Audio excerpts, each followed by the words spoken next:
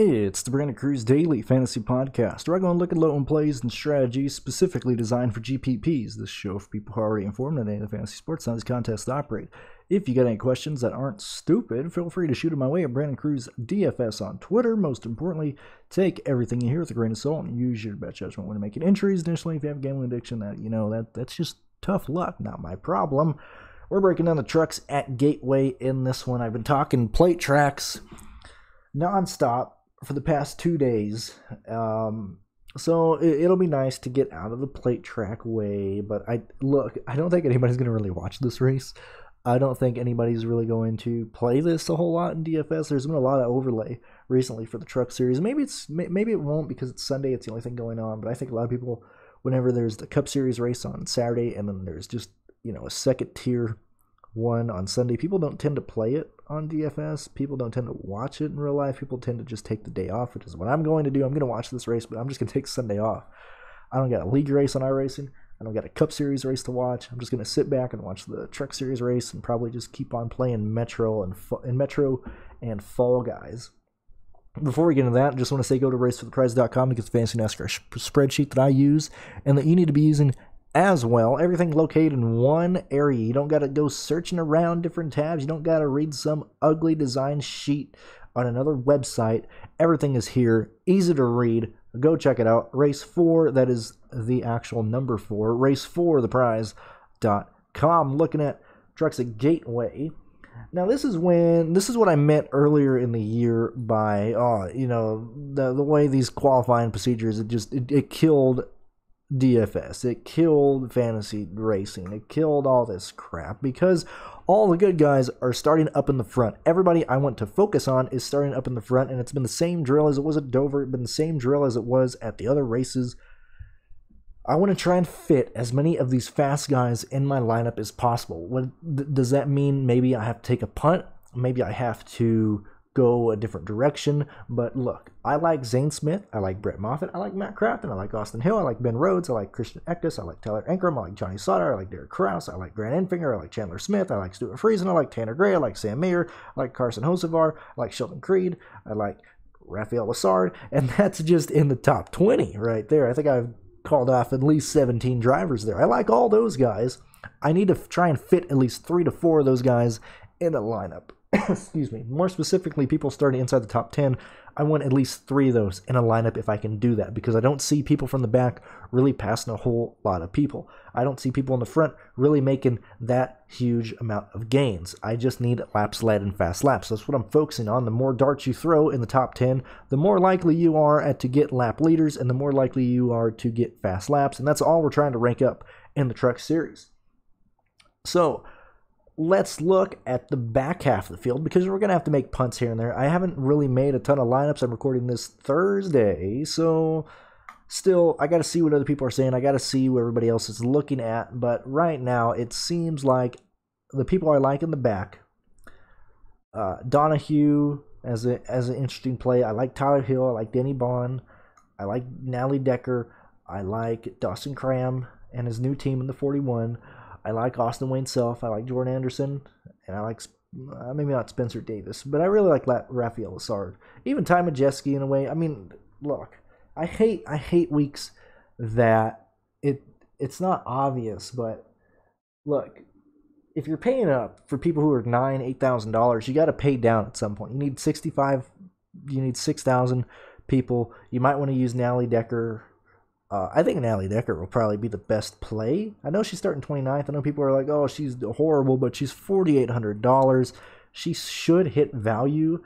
And at $4,800, you can just shove in whoever you want, which really sucks. They should have priced other people closer. So maybe a good pivot is Jennifer Jo Cobb. I mean, there's not enough good punts out there. So if you're going to approach like me, trying to use 1 or 2 punts, that pretty much just leaves you Jennifer Jo Cobb and Nally Decker, which I think will be a very popular play, which I think is going to be a very popular lineup construction. Everybody's, like I said, going to try and fit in the fast guys, and because of that, you're going to need to take a punt. So that'll either be Jo Cobb or Nally Decker. Nally Decker, like I said, should pay off, so it's just those 2 guys. So let's try and change it up. We know if that's the lineup construction that you should go with.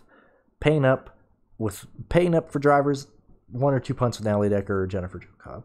So is it possible to make a balanced lineup that works, focusing on, $8,000 guys and $7,000 guys with 1 or 2 $9,000? Yeah, it will. So let's say if you want to go that route, you need to really exclude people who are too expensive or people who you think can't perform this weekend. So in that situation, I like Zane Smith.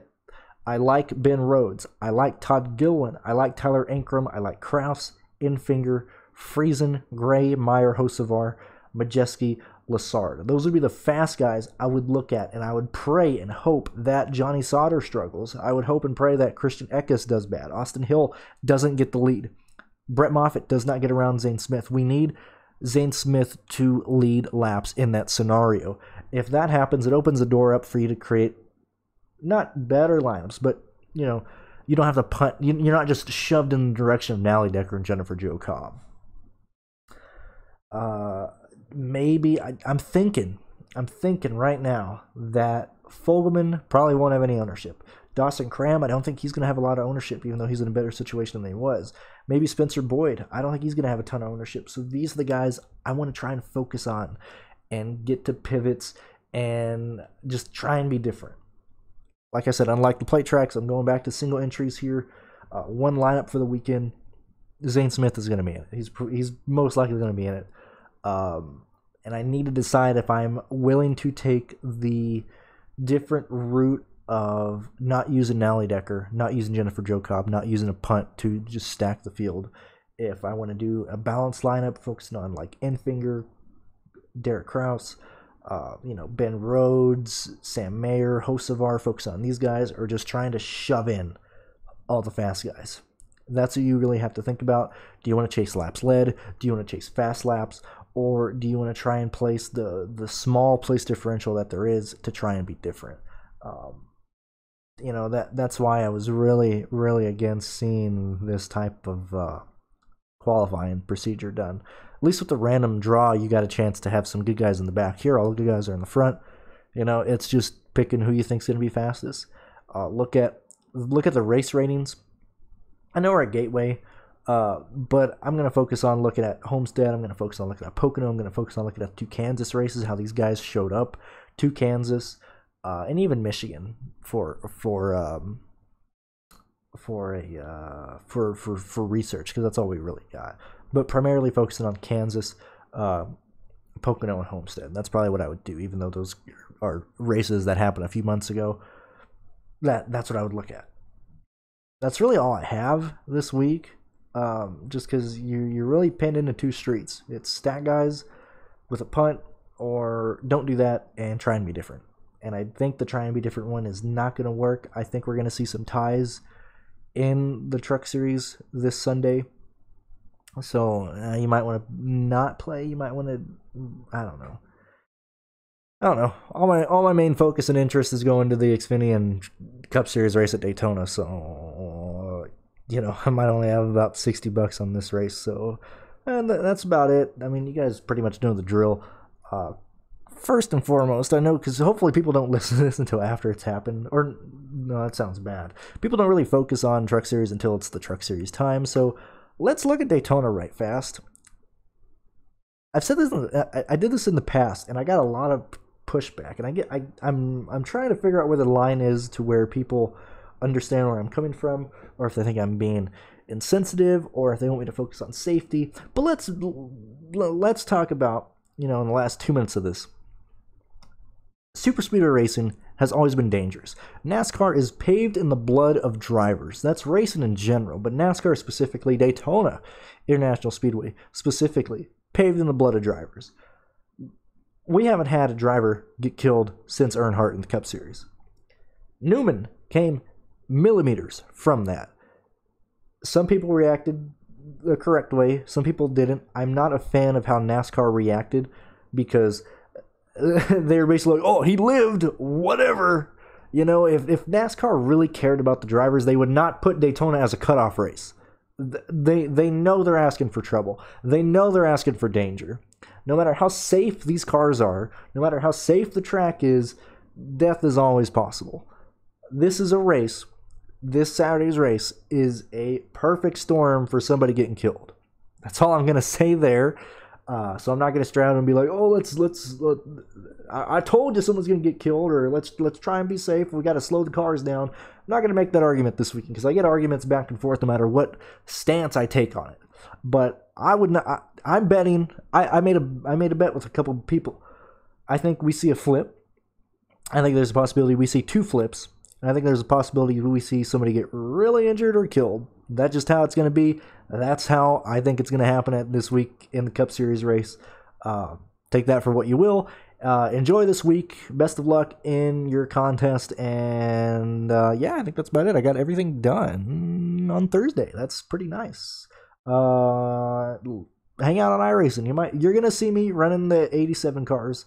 I'm going to be racing the Legend Series a lot this week. I'm going to be racing the Daytona official series. So if you're in there, say hi. If not, don't. Have a good weekend, guys.